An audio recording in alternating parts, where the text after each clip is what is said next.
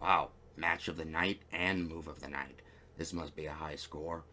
Well, because of a pretty bad camera switch at one point, and because of the aforementioned lag on the ending, that ultimately just brought it down ever so slightly and brought it to a 7.9. Match number 9 brings home the bronze in the score and is actually a pretty fun match between Kip Sabian and Fuego del Sol.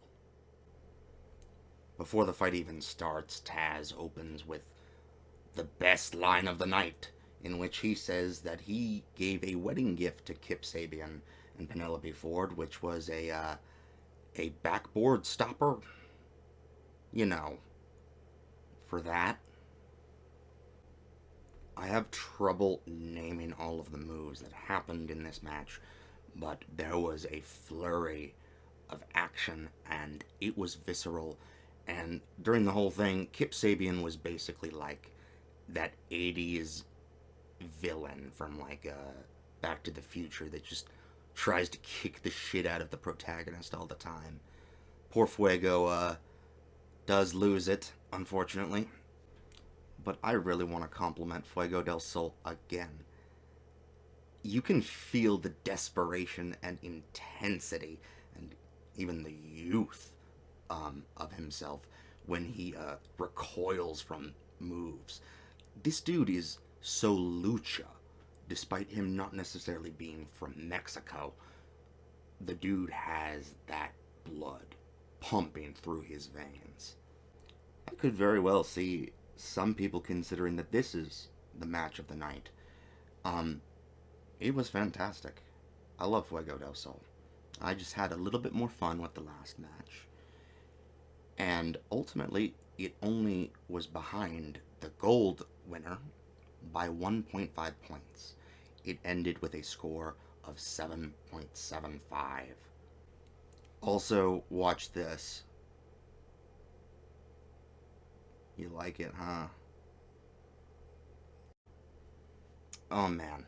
For match number 10, we get the team of Carly Bravo and Sean Dean, the two ex-military guys, versus the Varsity Blondes.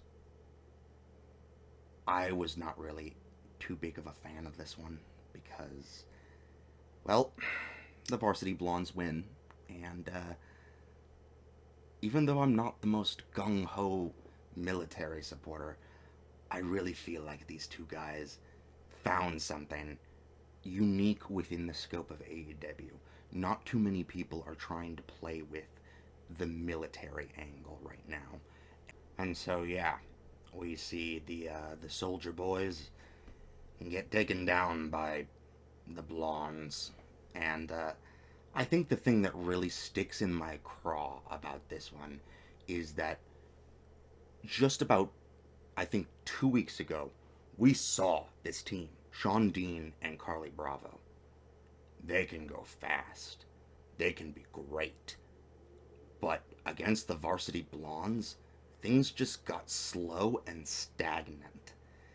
It just felt like there was a disagreement of over how the match should feel ultimately.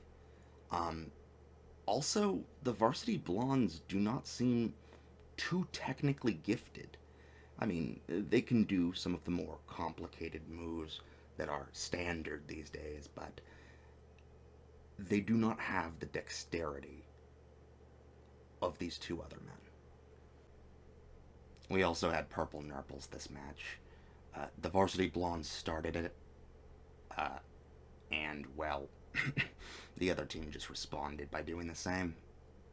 Uh, was it really fun? It was different.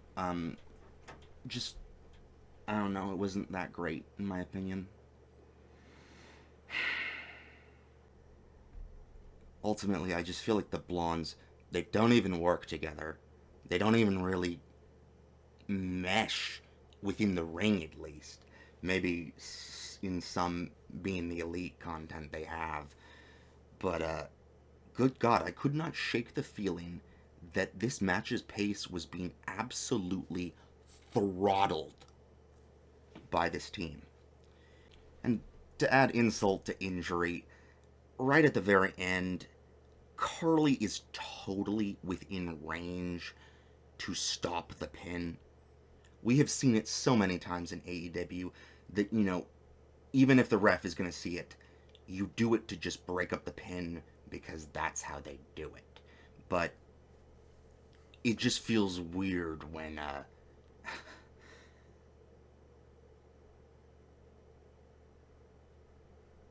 the guy is totally right there, but chooses to do nothing because the match is over.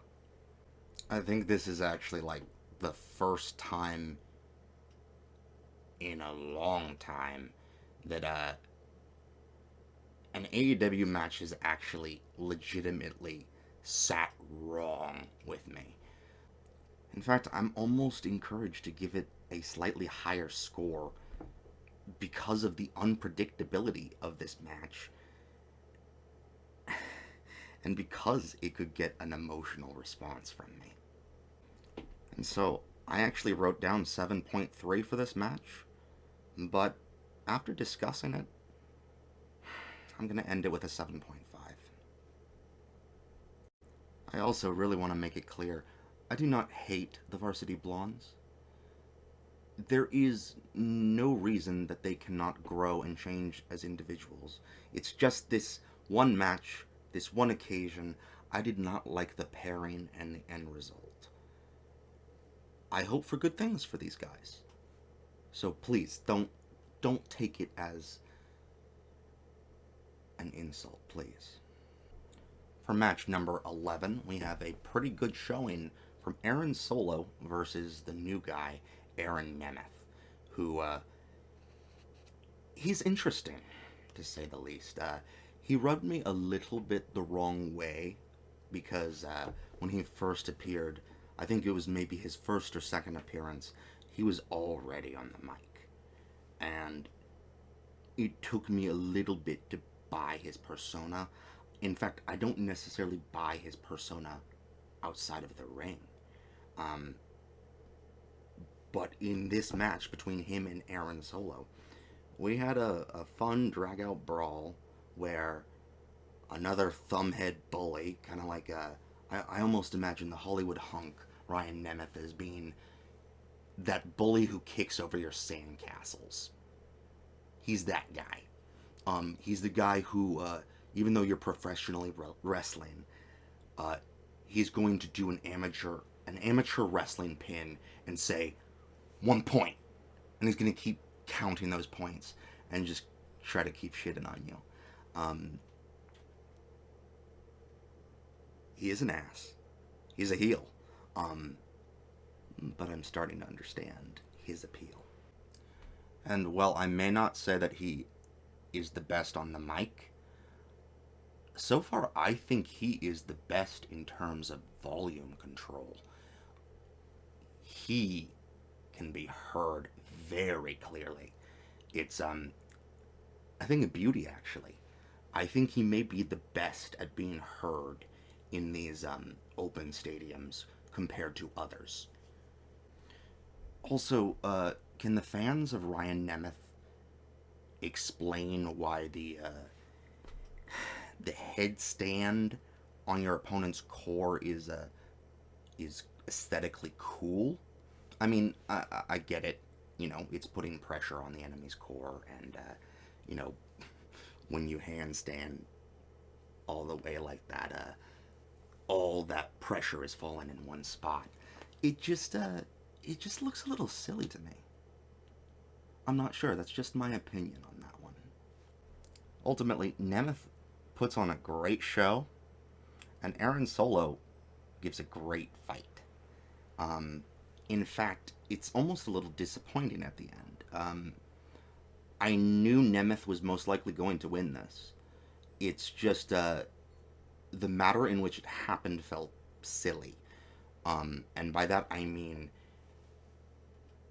Aaron Solo was getting a massive string of moves. I want to say maybe even 6 or 7 moves off in a row against Ryan Nemeth. And then suddenly Cesar Bononi and Pretty Peter Avalon come out and kind of distract him a little bit. Nemeth gets one, flip off, and then he does something that just instantly ends the fight right then and there. And it just felt so strange. The momentum just felt so like it crashed. Just it was going in one way and then over.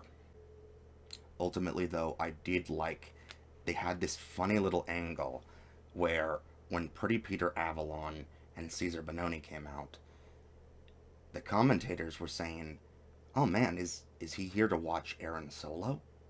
I mean, I immediately thought, "Oh, they're here for Nemeth, the pretty boy." But the fact that while Aaron Solo was getting this nice volley of moves, it almost seemed plausible that they could have been there for him. The fight ends when Ryan Nemeth gets a neck breaker off on Aaron Solo. And after that, Caesar Bononi and Pretty Peter Avalon come in to beat up poor Aaron Solo. Let's lift him up more as a good guy, I think, is the message of that. And also almost immediately, almost comically immediately, the Nightmare family comes out and breaks up the action. This shit is so inconsistent with when security breaks things up and when other wrestlers do it. When is the Nightmare fam? What is the Nightmare family? As far as we really know, it's just an umbrella term that several wrestlers fall under. There's no creed, there's nothing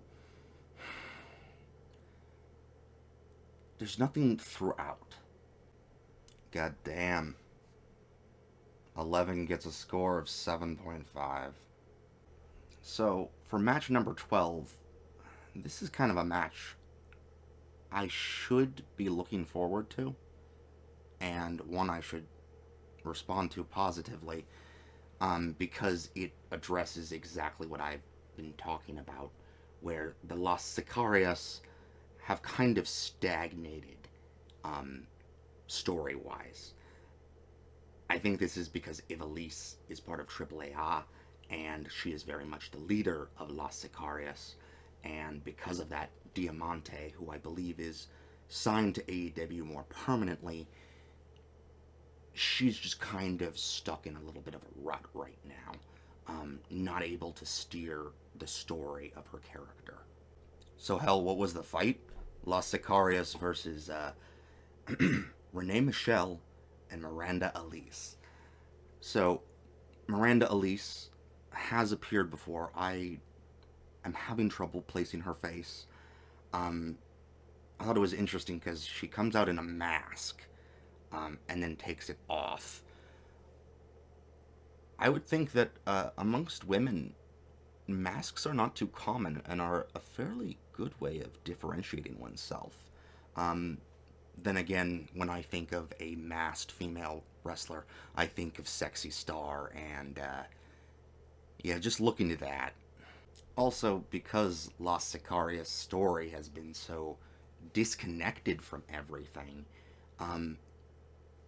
we're brought up that Miranda Elise is an ex-member of Los Sicarios, and during this match, we basically see Los Sicarios take out their revenge on an ex-gang member.